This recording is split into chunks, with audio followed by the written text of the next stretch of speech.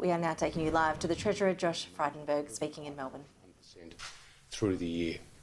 Key drivers were housing, food and transport costs. The single biggest increase was with respect to fuel prices, up 11% in the quarter and 35% higher through the year. This is the single biggest increase in fuel prices since Iraq's invasion of Kuwait more than 30 years ago in 1990. Australia is not immune from the international pressures driving up inflation. The COVID pandemic has led to major supply chain disruptions, which has seen freight costs increase in some cases by fivefold or more. The war in Ukraine has seen a spike in fuel prices, gas prices and commodity prices being felt here at home.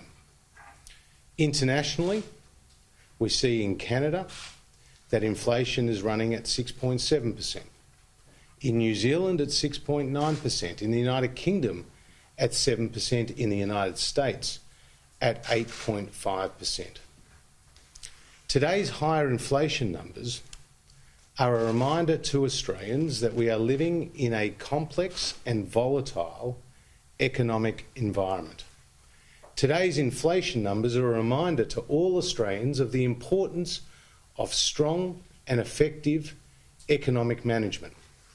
And today's inflation numbers are a reminder to Australians as they head to the polls in just a few weeks about the choice that they will be making between a coalition government that has delivered an unemployment rate at 4%, the equal lowest in 48 years, that has provided tax relief worth more than $40 billion to more than 11 million Australian workers and seen company tax rates for small and medium-sized businesses go to their lowest level in 50 years, and has put in place a comprehensive and clear plan to ease the cost of living pressures, which I announced in the budget just over 2 weeks ago, which includes $250 payments making its way to 6 million Australians' bank accounts, pensioners, veterans, carers and others on income support, which includes the halving of the fuel excise,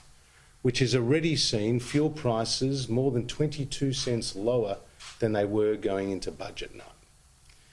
An extension of the low and middle income tax offset, the equivalent of $420 for more than 10 million Australians, which will be available to them when they put in their tax return from the 1st of July. And cheaper and more affordable medicines for 2.4 million Australians. That's our economic plan to deliver cost of living relief now. It's in stark contrast to what the Labor Party has failed to offer. For they have no plan to ease cost of living, and they have no plan to create more jobs. In fact, when the Labor Party was last in government, unemployment went from 4.4% to 5.7% when they left office. Electricity prices doubled, and for every problem they face, their answer is higher taxes and more spending. More spending which would put unnecessary upward pressure on interest rates.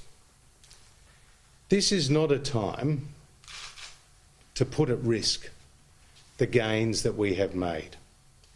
We have come too far. This is a time for strength and stability.